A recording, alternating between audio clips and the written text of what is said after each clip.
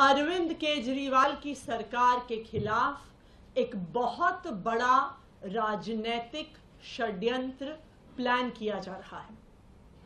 हमें विश्वसनीय सूत्रों से पता चला है कि आने वाले कुछ दिनों में केंद्र सरकार, भारतीय जनता पार्टी शासित केंद्र सरकार दिल्ली में राष्ट्रपति शासन लगाने वाली है।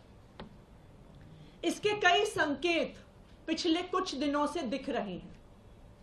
हम पिछले कई दिनों से देख रहे हैं कि दिल्ली में किसी भी अफसर की पोस्टिंग नहीं हो रही है।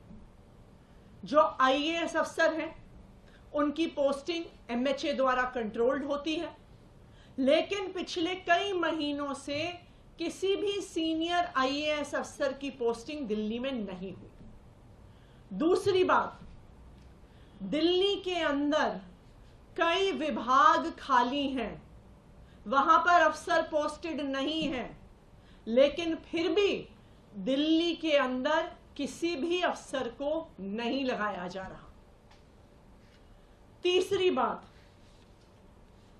एलजी साहब पिछले एक हफ्ते से एमएचए को बार बार बिना किसी कारण के दिल्ली सरकार को लेके चिट्ठियां लिख रहे हैं।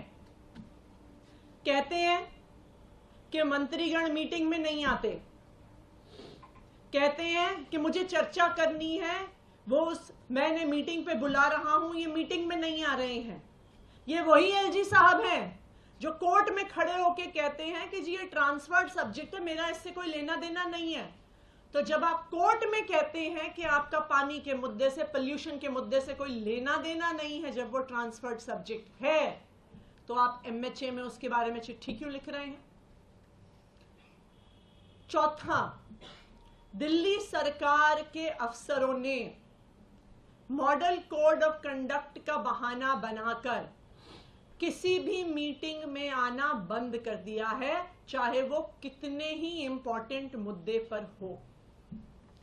आखिरी चीज, हमने देखा कि किस तरह से एक 20 साल पुराने केस को उठाकर दिल्ली के मुख्यमंत्री अरविंद केजरीवाल के निजी सचिव को बर्खास्त कर दिया।